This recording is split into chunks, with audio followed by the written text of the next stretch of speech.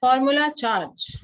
So formula charge can be defined as the difference between the valency electron of the atom in an isolated or free state and the number of electron assigned to the atom in loose structure. If we talk about a formula charge, so that must be not actually different from the total number of valency electron, right? So if we talk about the charge, or you can say formula charge, so it will be like a difference between the valency electron of the atom of isolated system in gaseous state. Okay, isolated system means when it is not in ionic state, when it is in normal state. So at that time we'll mention it as formula charge. So for example, if someone asks you to calculate that what will be the formula charge on this specific compound, so at that time you can calculate it. Formula charge on an atom is equal to total number of electron in the free atom minus total number of non-bonding, or you can say lone pair, and which will be minus with half total number of bonding or shared electrons. Okay, so the formula will be Fc, formula charge, is equal to total number of electron in the free state. Free state means all the unpaired electrons, minus with the total number of non-bonding means lone paired electrons, which are unpaired electrons. Okay, unpaired means lone pair of electrons which do not participate in the bond formation, minus with the half of total number of the shared pair electrons, the electrons which have already taken part in the bond formation. So that is how you can calculate the formula charge. So for example, if someone asks you that what will be the formula charge on the ozone layer, so this is the structure, this has to be the structure of ozone, in which 3 molecules are attached. 2 oxygens are with the double bond and 1 with the single bond, and that is why one charge is mentioned over here on 1 oxygen. Okay, so how you can calculate? The central atom marked as 1, on applying the formula we'll get 6 electrons means total number of electrons, minus 2 means 2 in oxygen are lone pair, minus 1 by 2 means half of 6, and you will get your answer, that will be plus 1. So what will be the formula charge on ozone? That will be plus 1. The end atom different, we have 3 oxygen here in this ozone. See, 1 oxygen, 2 oxygen and 3 oxygen. These dots are the lone pair number of electrons. These are the bond pair electron, or you can say shared electrons, and total number of electrons, valency electrons. So all electrons are clear to you all. So first we have mentioned about the first oxygen, which is at the top, in which we have 2 here, 6 total number of electron, and 6 electrons are taking part in bond formation, means overall. So shared means you can say bond formation, 6 are taking part in bond formation. So that is why we have mentioned 6 total minus the lone pair plus minus half of the shared electrons, and at that time it will be like plus 1 oxidation state. Let us talk to the second oxygen. The end atom is marked as 2. On applying the formula charge, we'll get 6 total number of electron. 4 will be the valency. So it means we are talking about which oxygen? This oxygen. 2 to 4. 4 valency electron है इसके पास. ठीक है? So 4 are the valency electron minus half bracket into 4. 4 means the shared pair of electron. As you can see, this oxygen is sharing 2 electrons. 1, 2, 3 and 4. So 2 electrons from this oxygen and 2 electrons from this oxygen. Total number of shared pair of electron are 4. So 6 are the total number of valency electron. 4 are the lone pair electron. As you can see, dots around this oxygen, and 4 electrons are taking part in the bond formation. So at that time your formula will be 6 minus 4 minus half in bracket 4, and you will get 0. That is why we don't see any charge on this oxygen, since the formula charge will be 0. Let us talk about the next oxygen, the third oxygen which is present in the ozone. So formula charge will be 6 Number of lone pair electrons are 6. As you can count the dots, 2, 2, 4, 2, 4 and 2, 6. 6 electrons are there, minus half of shared electrons, 2 electrons. As this oxygen is combined with the single bond and they are sharing 2 electrons, one from this oxygen and one from this oxygen. After calculation, you'll get -1. So the topmost central oxygen have +1 charge. The second oxygen has 0 charge, which is connected with the double bond, and the third oxygen, which is connected with the single bond, have -1 charge. So generally the lowest energy structure is the one with the smallest formula charge on the atom. If someone asks you that which has the lowest energy structure, so it means the oxygen or the atom which has lowest formula charge. So the formula charge is a factor based on a pure covalent view of bonding in which electron pairs are shared equally by the member atom. It means all the elements, all the oxygens are sharing equally. This oxygen is sharing 2 electron, the above one is sharing 2 electron. With this oxygen is sharing 1 electron and this oxygen is sharing with the 1 electron with the topmost one. So that is how we can calculate the formula charge.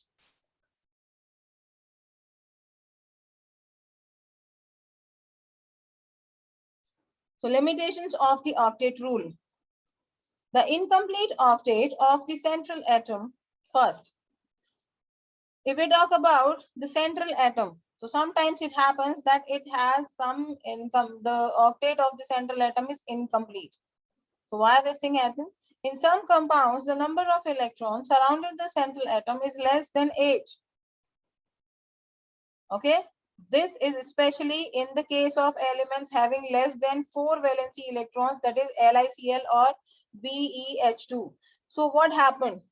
We know this thing that this Be can share only two electrons. So even combining with the two hydrogen and attaining stable electronic configuration, still they don't attain 8 electron in the outermost shell. So octet rule actually failed because according to octet rule, the electron must contain 8 electron in the outermost shell, but the capacity of beryllium is not that much, even not lithium.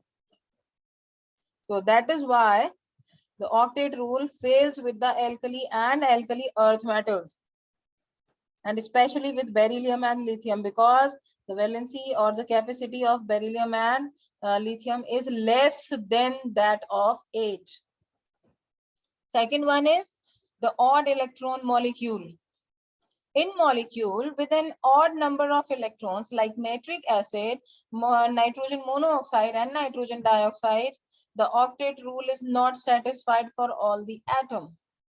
Why? Because there are odd number of electron present in these compounds. So at that time your octet rule failed. Next one is the expanded octet. Expanded octet will be like the elements in or beyond the third period of the periodic table have, apart from 3s and 3p orbitals, 3d orbitals also available for bonding. When we move and the higher elements, 3d come in 3d come in place where the electron filling takes place. But what happened in a number of compound of these elements, there are more than 8 valency electron around the central atom. So this term is known as expanded octet. Whenever the elements have more than 8 electrons in their outermost shell or valency shell, so what happened? The octet rule actually not followed. So this octet rule can only follow with those elements which have only 8 electrons in their outermost shell. Above and below this rule is actually failed. Interestingly, sulfur also form many compounds in which the octet rule is obeyed. In sulfur dichloride, the S atom has an octet of electron around it. So sulfur, but apart of that, sulfur is an exception. It can obey the octet rule when it combined with the dichloride. So it is clear that the octet rule is based upon the chemical inertness of the noble gases. However, some noble gases, for example, xenon and krypton, also combine with oxygen and fluorine to form a number of compounds like XeF2, XKrF2, XeOF2, etc. So let's just go to the noble gases. We know this thing that noble gases cannot react with other elements because they have complete electronic configuration. So there is no need to accept or donate any electron. Okay, but we can react these noble gases in standard temperature and pressure at STP. When you put those gases in a specific environment where temperature, pressure is actually regulated or controlled, so there at that time the noble gases like xenon and krypton can react with oxygen and fluorine. So at that time it is actually based on their chemical inertness. So this theory does not account for the shape of the molecule. It does not explain the relative stability of the molecules, being totally silent about the energy of the molecules. So this theory was failed about to tell the shape of molecule, that what will be the shape when two elements combine together. So for example, if we'll take this example, ClSCl, chlorine is combined, two chlorines are combined with the sulfur. Okay, but so for an instance, when we write in 2D, we used to write it like this, that sulfur is combined with the chlorine, and with this we just write entire formula, or you can say the skeleton of your compound in a simple line way, but it's not possible. In 3D, each and every element or molecule, atoms and molecules have a specific shape, and shape like this shape is formed when one atom react with, or you can say shared their electron with the other element. Okay, so that theory was failed to explain us about the shape of the molecule, the stability of the molecule, and the energy which is associated with the molecule, that what energy is associated with that specific molecule. Okay, after that they have explained us about a different type of bond apart of that covalent bond, with the new bond come into play, that is ionic or electrovalent bond. So for the Cousel and Lewis, the treatment of the formation of an ionic bond, it follows the formation of ionic compound would primarily depend on. So they both explains us about the ionic bond, which is formed between the ionic compounds only. Why between the ionic compounds? We'll learn when we go down to the chapter. The ease of the formation of positive and negative ions from the respective neutral atom. So what happened within the ionic compound when we dissolve it in water, in a solvent, or make it into a aqueous state? What happened? Your entire neutral compound will dissociate into positive and negative ion. As we talk about, for example, NaCl, the best example of ionic compounds. When we dissolve NaCl in water, what happened? It get dissociate into Na plus Cl negative. So they have capacity to conduct electricity only in the molten state or in dissolved state.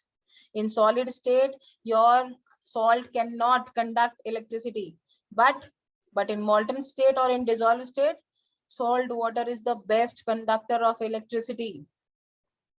Okay, so the arrangement, why this is the best conductivity? Because of presence of iron.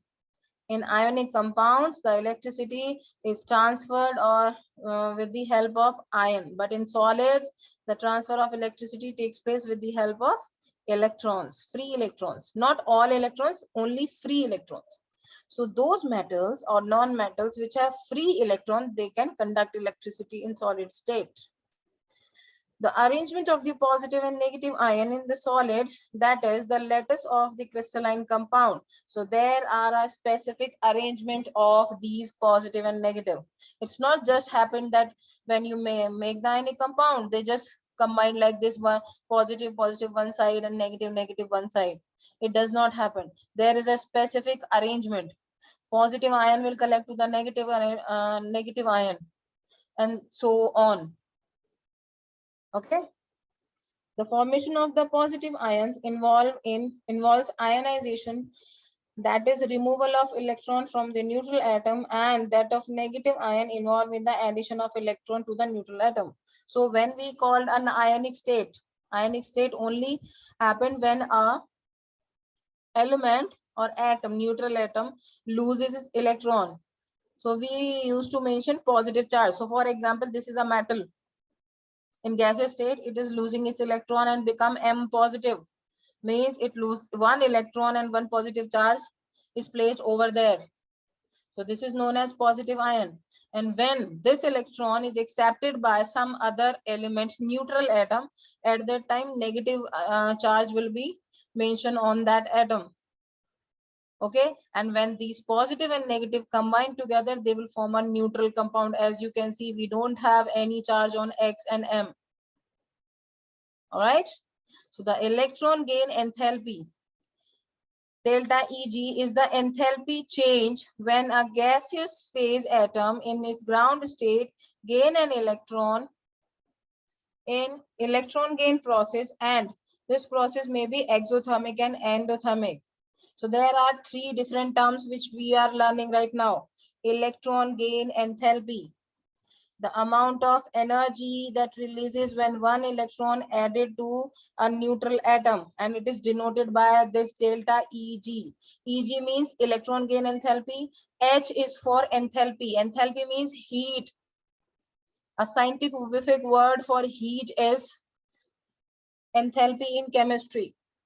Okay, and exothermic or endothermic are, exo means in which heat evolve out of the system. Endothermic means it in which we are providing heat to the system.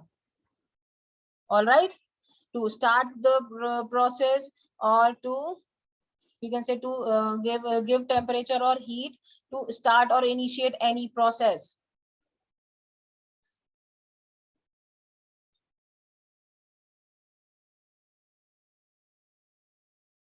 So this delta sign means here the change in enthalpy. Delta is like change, final minus initial. So what happened when an element or atom at its ground state is just accept the electron, so that reacts, there will be heat change, and that can be exothermic and endothermic. Exothermic means when heat is coming out of the system. Endothermic means when we are providing heat to the system, when we are giving heat to the system. Okay.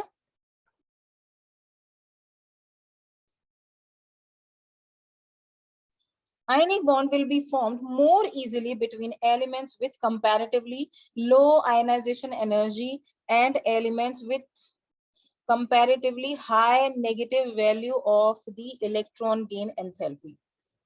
Give me a moment. So there are specific some definitions which I just want to tell you. First is electronegativity. The atom's ability to attract the electrons. Electronegative कौन होते हैं? Non-metals, and they have property to attract the electrons. So electronegativity is related to the non-metals. Okay, so it is the property of atoms to attract the electron towards itself. Okay, next, ionization enthalpy, the amount of energy required to remove an electron from the atom in its gaseous state. That much amount of energy which is required to remove an electron from a neutral atom, that is ionization energy. So we know this thing, that electron only move or jump from the ground state when we provide energy in the form of heat, light, anything. All right. So that amount of energy which is necessary to remove the electron from a neutral gaseous atom, that is known as ionization. Ionization, simply you just take meaning out of the words. Ionization, when you are forming ions, and when ions form, when they lose electrons. Okay, so ionization enthalpy means that energy which is required to make a a neutral atom an ion. At that point of time, we are ionizing that atom. Atomic radii, you are familiar. Electron affinity, ability of an atom to accept an electron. That how much electron an element can accept. Okay, melting point. Melting point is the amount of energy required to break a bond to change a solid phase substance into a liquid. In the melting point, we used to change a solid into liquid phase. But in boiling point, the amount of energy which is required to break the bond and change from liquid phase to the gaseous phase. All right. All right.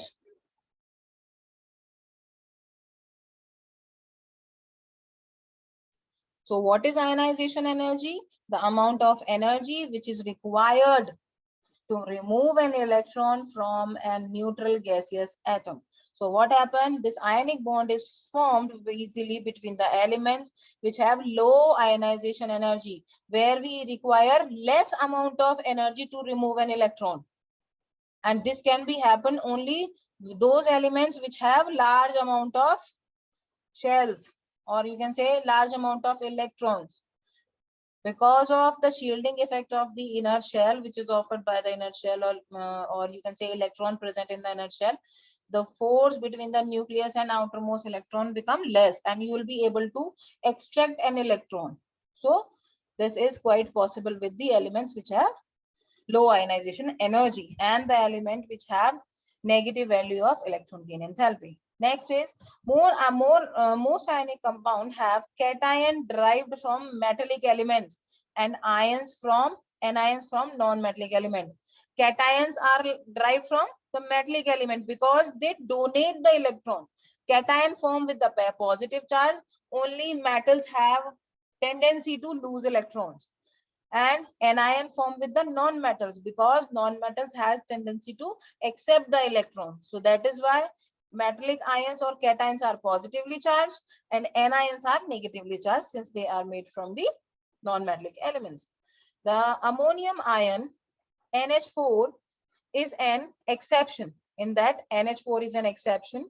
It forms cation with a number of ionic compounds. So with so many compounds, when ammonia reacts, it forms cation. So this is an exception. They can ask you this thing in objectives, that give an example in which one ion can show cationic properties when combined with the ionic compounds. So at that time, you will mention ammonium ion NH4 as an exception. Ionic solids. The sum of the electron gain enthalpy and ionization enthalpy may be positive, but still crystal structure get stabilized due to the energy release in the formation of crystal. So what happens when you make ionic solids? Ionic solids means when we heat ionic compound continuously, they turn into solid crystals. Crystals are like crystals of sugar and salt. Okay, so whenever you see crystal like solid substances, so these are known as the ionic crystals. Okay, so lattice. What is a lattice? Lattice means when your anions and cations are tightly packed together, they just form a structure which is known as a crystal lattice.